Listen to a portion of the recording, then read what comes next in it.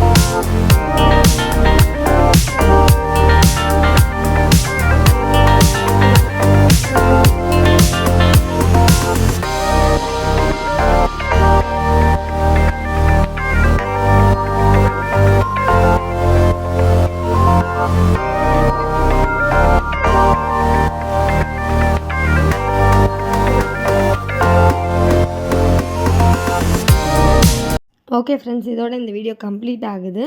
இந்த வீடியோவில் நான் சொல்லியிருந்த மாதிரி இனிஷியல் கொடுத்து தான் நான் வந்து பண்ணியிருக்கேன்.